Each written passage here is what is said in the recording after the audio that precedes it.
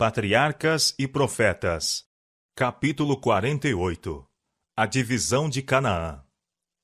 A vitória em Bet-Horon foi rapidamente seguida pela conquista do sul de Canaã. Feriu Josué toda aquela terra, as montanhas, o sul e as campinas. E de uma vez tomou Josué todos estes reis e as suas terras, porquanto o Senhor Deus de Israel pelejava por Israel. Então Josué e todo Israel com ele se tornou ao arraial em Gilgal. Josué capítulo 10, versos 40 a 43. E Josué capítulo 11. As tribos do norte da Palestina, aterrorizadas com o êxito que acompanhara os exércitos de Israel, entraram agora em aliança contra eles. À frente desta confederação estava Jabim, rei de Azor, território que ficava a oeste do lago Merom. Saíram, pois, estes e todos os seus exércitos com eles. Este exército era muito maior do que qualquer que os israelitas haviam encontrado antes em Canaã.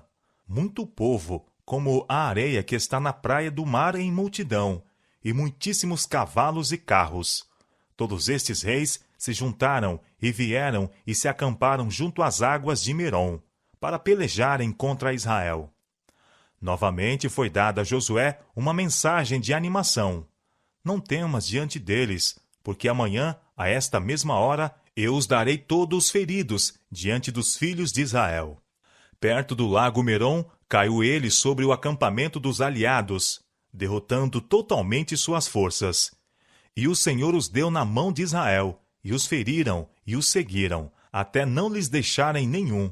Dos carros e cavalos que haviam sido o orgulho e vanglória dos cananeus, Israel não se deveria apropriar. Ao mando de Deus, os carros foram queimados e aleijados os cavalos, e assim tornados impróprios para a batalha. Os israelitas não deviam pôr a confiança em carros e cavalos, mas no nome do Senhor seu Deus. Uma por uma foram tomadas as cidades, e Azor, a fortaleza da confederação, foi queimada. A guerra continuou por vários anos, mas, ao terminar, achava-se Josué senhor de Canaã, e a terra repousou da guerra. Embora o poderio dos cananeus houvesse sido quebrado, não tinham eles sido totalmente desapossados. Ao oeste, os filisteus ainda conservavam uma planície fértil ao longo da costa marítima, enquanto ao norte deles estava o território dos sidônios.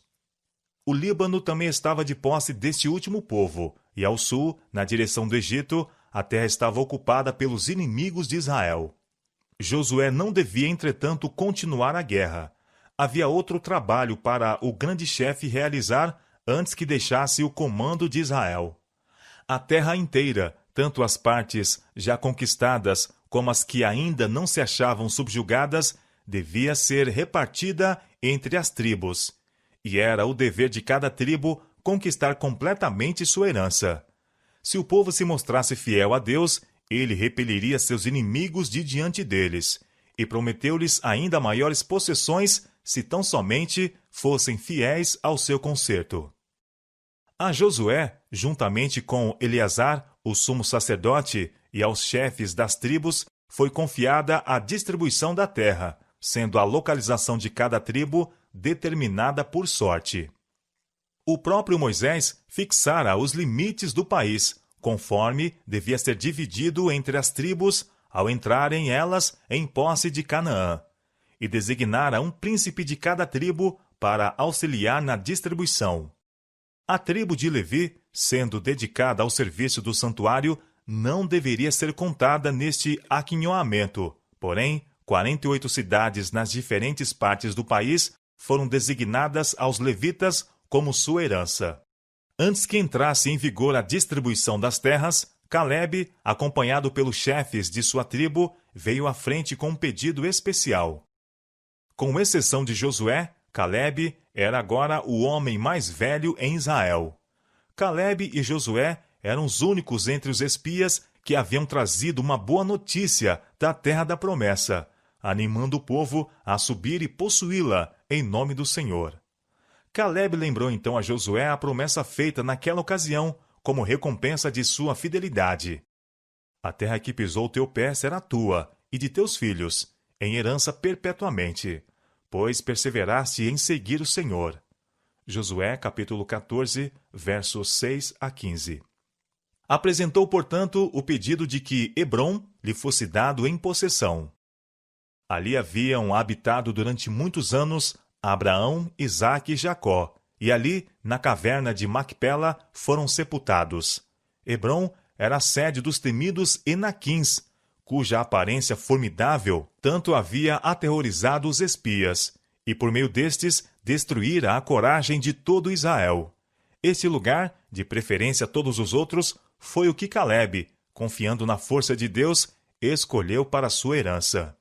Eis que o Senhor me conservou em vida, disse ele, 45 anos há agora, desde que o Senhor falou esta palavra a Moisés.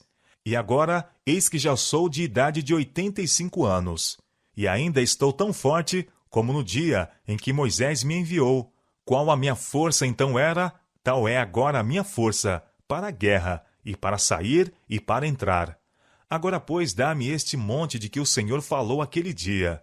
Pois naquele dia tu ouviste que os Enaquins estão ali, grandes e fortes cidades há ali. Porventura, o Senhor será comigo para os expelir, como o Senhor disse. Este pedido foi apoiado pelos principais homens de Judá. O próprio Caleb, um dos indicados daquela tribo para repartir a terra, escolhera esses homens para que a ele se unissem ao apresentar seu pedido, para que não houvesse a aparência de ter ele empregado sua autoridade para proveito próprio. Seu pedido foi imediatamente satisfeito. A ninguém poderia a conquista daquela gigantesca fortaleza ser com mais segurança confiada. Josué o abençoou e deu a Caleb, filho de Jefoné, Hebrom em herança, porquanto perseverara em seguir ao Senhor Deus de Israel. A fé de Caleb era agora precisamente o que fora quando seu testemunho havia contradito o mau relato dos espias. Acreditara na promessa de Deus de que ele poria seu povo na posse de Canaã, e nisto seguiria inteiramente ao Senhor. Suportara juntamente com seu povo a longa peregrinação no deserto, participando assim dos desapontamentos e trabalhos dos culpados. Não apresentou, contudo, queixa contra isto, mas exaltou a misericórdia de Deus que o preservara em vida no deserto, quando foram eliminados seus irmãos. Entre todas as agruras, perigos e pragas, nas vagueações pelo deserto e durante os anos de guerra, desde que entraram em Canaã, preservara-o o Senhor. E agora, passados os 80 anos, não se encontrava abatido o seu vigor. Ele não pedia para si uma terra já conquistada, mas o lugar que mais do que todos os outros espias haviam julgado impossível subjugar. Com a ajuda de Deus, ele arrancaria essa fortaleza daqueles mesmos gigantes, fizera abalar a fé de Israel. Não foi o desejo de honras ou o engrandecimento próprio que determinou o pedido de Caleb. O velho e bravo guerreiro estava desejoso de dar ao povo um exemplo que honraria a Deus e acoroçoaria a subjugar completamente a terra que seus pais haviam imaginado invencível. Caleb obteve a herança na qual tinha o coração durante 40 anos, e confiando em que Deus estava contigo, expeliu Caleb dali os 3 filhos de Enaque. Josué capítulo 15, verso 14. Havendo assim conseguido posse para si e sua casa. O zelo não se lhe abateu, não se estabeleceu a fim de gozar a herança, mas levou avante novas conquistas para o benefício da nação e para a glória de Deus. Os covardes e rebeldes haviam perecido no deserto, mas os espias justos comeram das uvas de Escol. A cada um deles foi dado segundo sua fé. Os incrédulos viram cumprir-se seus temores. Apesar da promessa de Deus, declararam que era impossível herdar Canaã, e não a possuíram. Mas aqueles que confiaram em Deus, não olhando tanto para as dificuldades a se encontrarem, como para a força de seu auxiliador todo-poderoso, entraram na boa terra. Foi pela fé que os antigos heróis venceram reinos, escaparam do fio da espada, da fraqueza tiraram forças, na batalha se esforçaram, puseram em fugida os exércitos dos estranhos. Esta é a vitória que vence o mundo, a nossa fé. Hebreus capítulo 11, verso 33 e 34, e 1 São João, capítulo 5, verso 4. Outro pedido com relação à divisão da terra revelou um espírito grandemente diverso do de Calebe. Foi apresentado pelos filhos de José, da tribo de Efraim, juntamente com a meia tribo de Manassés. Em consideração ao seu número superior, essas tribos pediram uma porção dupla de território. O quinhão a eles designado era o mais rico da terra, incluindo a fértil planície de Sarón. Porém, muitas das cidades principais do vale estavam ainda da posse dos cananeus, e as tribos arreceavam-se da perigosa tarefa de conquistar suas possessões, e desejavam uma porção adicional de território já conquistado. A tribo de Efraim era uma das maiores em Israel, bem como aquela que o próprio Josué pertencia, e seus membros, naturalmente, se julgavam com direito à consideração especial. Por que me deste por herança só uma sorte e um quinhão? Disseram eles, sendo eu tão grande povo? Josué, capítulo 17, versos 14 a 18. Mas nenhum desvio da estrita justiça poder-se-ia obter do inflexível chefe. Sua resposta foi: se tão grande povo és, sobe ao bosque e corta para ti ali lugar na terra dos ferezeus e dos refaíns, pois que as montanhas de Efraim te são tão estreitas. Sua réplica mostrou a causa real da queixa. Faltavam-lhe fé e coragem para expulsar os cananeus. Não nos bastariam, disseram, também carros ferrados há entre todos os cananeus que habitam na terra do vale. O poder do Deus de Israel tinha sido empenhado em favor de seu povo, e caso possuíssem os efraimitas a coragem e a fé de Calebe, nenhum inimigo lhes teria feito frente. Seu desejo, evidentemente, de excluir dificuldades e perigos foi com firmeza defrontado por Josué. Grande povo és, e grande força tens, disse ele. Expelirás os cananeus, ainda que tenha carros ferrados, ainda que sejam fortes. Destarte, seus próprios argumentos voltaram-se contra eles. Sendo um povo grande, como alegavam, eram perfeitamente capazes de seguir seu próprio caminho, como fizeram seus irmãos. Com o auxílio de Deus, não necessitavam temer os carros de ferro. Até ali, Gilgal fora o quartel-general da nação e a sede do tabernáculo. Agora, porém, o tabernáculo deveria ser removido ao lugar escolhido para sua localização permanente. Este foi Silo, cidadezinha na porção de Efraim. Achava-se perto do centro do país e era de fácil acesso a todas as tribos. Ali, parte do território havia sido completamente subjugada, de maneira que os adoradores não seriam incomodados. E toda a congregação dos filhos de Israel se ajuntou em Silo, e ali armaram a tenda da congregação. Josué capítulo 18, versos 1 a 10. As tribos que ainda estavam acampadas, quando o tabernáculo foi removido de Gilgal, seguiram-no e armaram suas tendas próximo de Silo. Ali permaneceram essas tribos até que se dispersaram as suas possessões.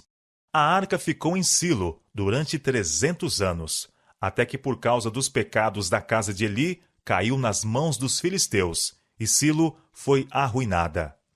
A arca nunca mais voltou ao tabernáculo ali. O serviço do santuário transferiu-se finalmente para o templo, em Jerusalém, e Silo tornou-se decadente. Apenas ruínas existem para assinalar o local em que se erguera. Fez-se uso de sua sorte como advertência a Jerusalém. Ide agora ao meu lugar, que estava em Silo, declarou o Senhor pelo profeta Jeremias, onde a princípio fiz habitar o meu nome, e vede o que lhe fiz, por causa da maldade de meu povo Israel. Farei também a esta casa, que se chama pelo meu nome, no qual confiais, e a este lugar, que vos dei a vós e a vossos pais, como fiz a Silo. Jeremias capítulo 7, versos 12 e 14. Acabando, pois, de repartir a terra, e tendo todas as tribos sido aquinhoadas com sua herança, Josué apresentou seu pedido. A ele, bem como a Calebe, fora feita uma promessa especial de herança. Contudo, não pediu uma província extensa, mas tão somente uma simples cidade. Deram-lhe a cidade que pediu, e reedificou aquela cidade, e habitou nela. Josué capítulo 19, versos 49 e 50. O nome dado à cidade foi Timnat-Sera, a porção que resta. E isto em testemunho permanente do caráter nobre e espírito abnegado do vencedor, que em vez de ser o primeiro a apropriar-se dos despojos da conquista, adiou seu pedido até que os mais humildes de seu povo houvessem sido servidos.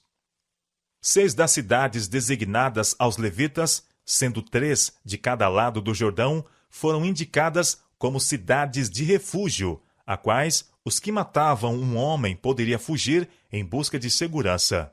A designação dessas cidades fora ordenada por Moisés, para que ali se acolha o homicida que ferir alguma alma por erro. E estas cidades vos serão por refúgio, disse ele, para que o homicida não morra, até que esteja perante a congregação no juízo. Números capítulo 35, versos 11 e 12. Esta misericordiosa disposição tornou-se necessária por causa do antigo costume da vingança particular, pelo qual incumbia ao parente mais próximo, ou ao herdeiro imediato do morto, o castigo do assassínio. Nos casos em que claramente se prova a culpa, não era necessário esperar processo dos magistrados. O vingador podia perseguir o criminoso a qualquer parte e matá-lo onde quer que fosse encontrado. O Senhor não achou convincente abolir este costume naquela ocasião, mas tomou providências para garantir a segurança dos que, não deliberadamente, tirassem a vida. As cidades de refúgio achavam-se distribuídas de tal maneira que ficava dentro do raio de meio-dia de viagem, a partir de qualquer lugar da terra. As estradas que a elas se dirigiam deviam sempre ser conservadas em bom estado. Ao longo de todo o caminho deviam ser erigidos postes com sinais, trazendo em caracteres claros e flagrantes a palavra refúgio, a fim de que o fugitivo não tivesse de deter-se por um momento sequer. Qualquer pessoa, hebreu, estrangeiro ou peregrino, poderia aproveitar-se desta disposição.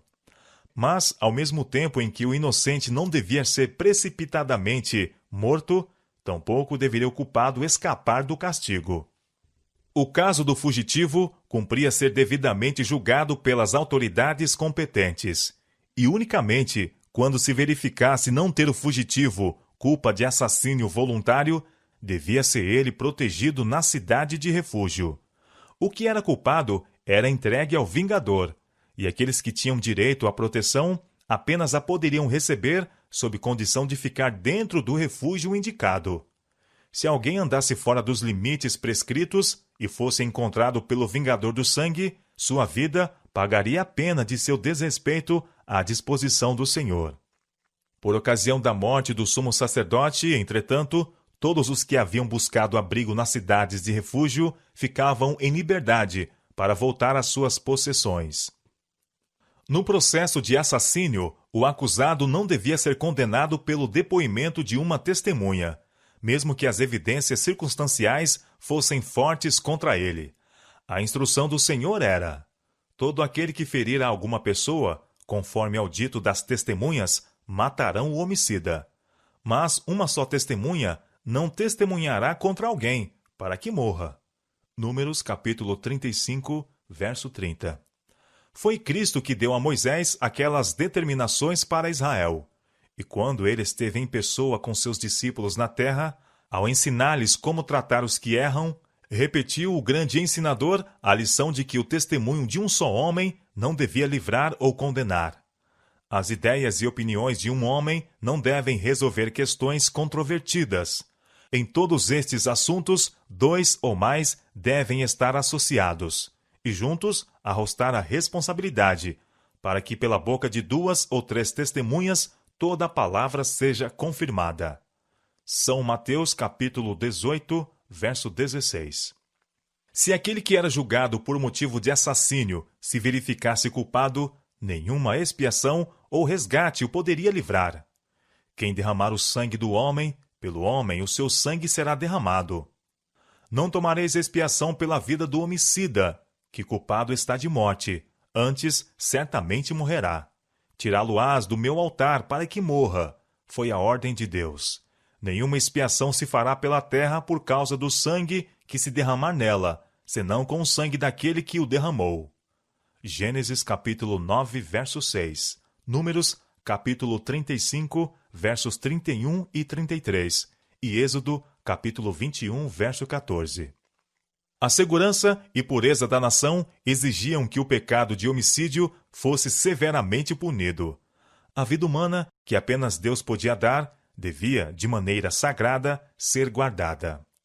As cidades de refúgio, designadas ao antigo povo de Deus, eram símbolo do refúgio provido em Cristo. O mesmo Salvador, misericordiosamente, que designara aquelas cidades temporais de refúgio, proveu pelo derramamento de seu próprio sangue aos transgressores da lei de Deus um retiro seguro, aonde podem eles fugir em busca de garantia contra a segunda morte. Nenhuma força pode tirar de suas mãos as almas que a ele recorrem em busca de perdão. Portanto, agora nenhuma condenação há para os que estão em Cristo Jesus. Quem os condenará? Pois é Cristo quem morreu, ou antes, quem ressuscitou dentre os mortos, o qual está à direita de Deus, e também intercede por nós, para que tenhamos a firme consolação, nós, os que pomos o nosso refúgio em reter a esperança proposta. Romanos capítulo 8, versos 1 e 34, e Hebreus capítulo 6, verso 18. Aquele que fugia para a cidade de refúgio não se podia demorar. Família e emprego atrás ficavam. Não havia tempo para dizer adeus aos queridos. Sua vida estava em jogo. E todos os outros interesses deviam ser sacrificados a um único propósito: chegar ao lugar de segurança. O cansaço era esquecido, desatendidas as dificuldades. O fugitivo não ousava por um momento moderar seu passo antes que estivesse dentro dos muros da cidade. O pecador está exposto à morte eterna, até que encontre esconderijo em Cristo. E como a perda de tempo e o descuido poderiam despojar o fugitivo de sua única oportunidade de vida, assim a demora e a indiferença podem mostrar-se ruína para a alma. Satanás, o grande adversário, está no encalço de todo transgressor da santa lei de Deus. E aquele que não for sensível ao seu perigo e não buscar ansiosamente abrigo no refúgio eterno, será uma presa do destruidor.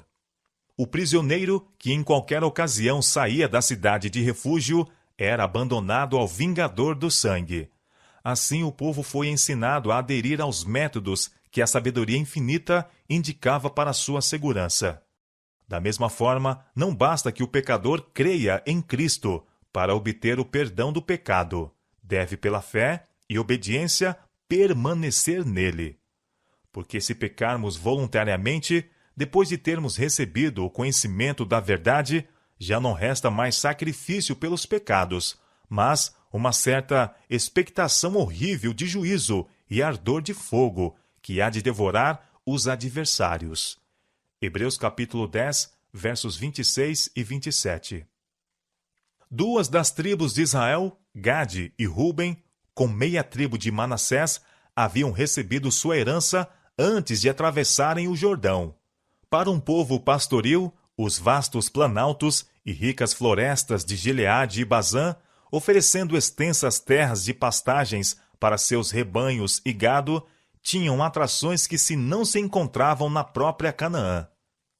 E as 2,5 tribos, desejando fixar-se ali, comprometeram-se a fornecer sua proporção de homens armados para acompanharem seus irmãos através do Jordão e participar de suas batalhas até que entrassem também para a sua herança.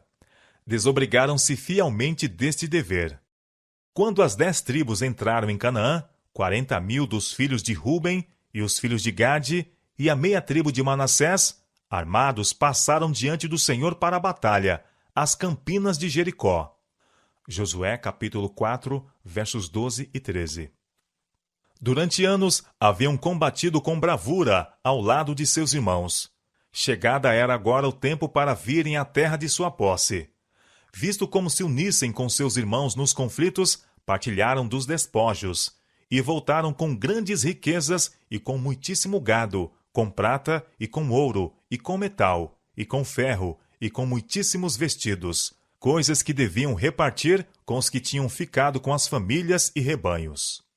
Deviam agora morar distante do santuário do Senhor, e foi com o coração apreensivo que Josué assistiu à sua partida, sabendo quão fortes seriam as tentações, em sua vida isolada e errante, para caírem nos costumes das tribos gentílicas que habitavam nas suas fronteiras. Enquanto a mente de José e as de outros chefes ainda estavam oprimidas com pressentimentos acerbos, notícias estranhas lhe chegavam. Além do Jordão, próximo do lugar da passagem miraculosa de Israel pelo rio, as 2,5 tribos haviam erigido um grande altar, semelhante ao altar dos holocaustos em Silo. A lei de Deus proibia, sob pena de morte, o estabelecimento de outro culto, afora o que se efetuava no santuário. Se tal era o objetivo daquele altar, desviaria ele o povo da verdadeira fé, caso fosse permitida sua permanência. Os representantes do povo, reunidos em Silo e no calor de sua excitação e indignação, propuseram fazer guerra imediata aos transgressores.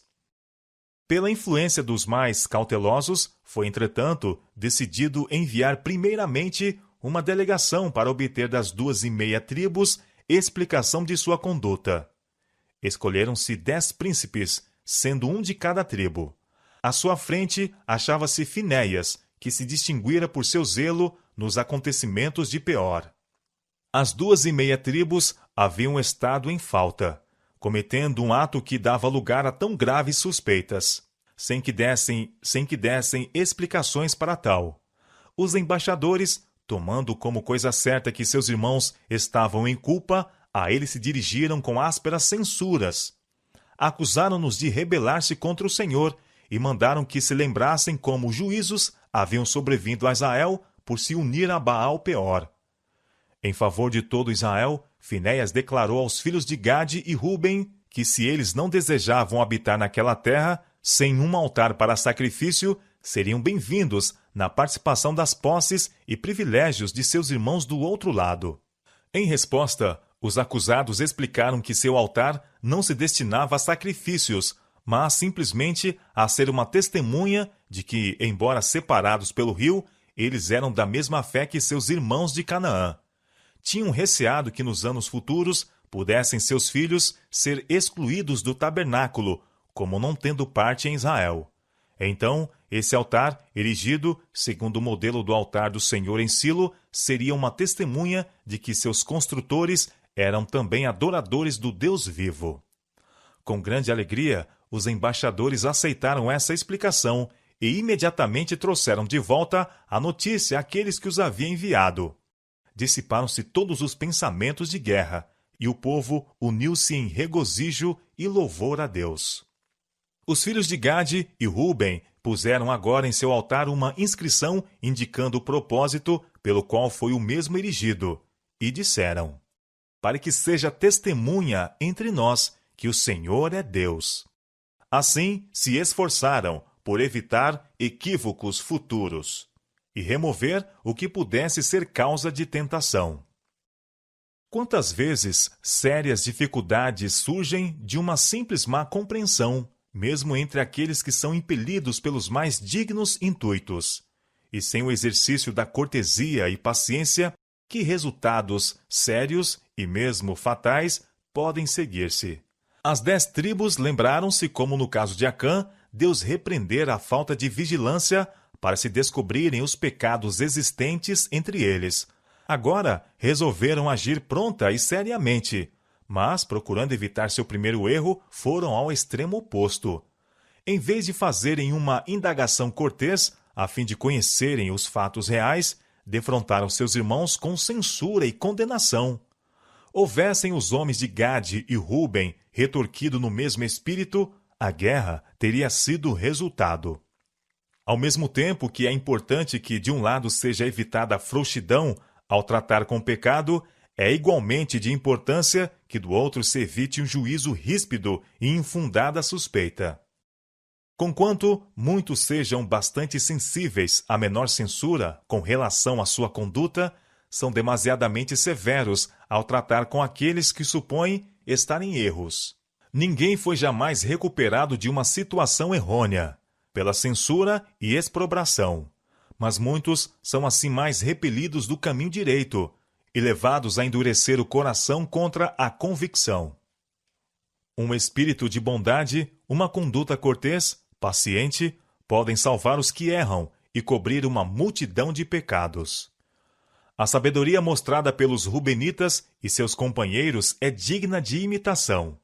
Ao mesmo tempo em que procuravam honestamente promover a causa da verdadeira religião, eram julgados falsamente e censurados com severidade. Não manifestaram, todavia, ressentimento.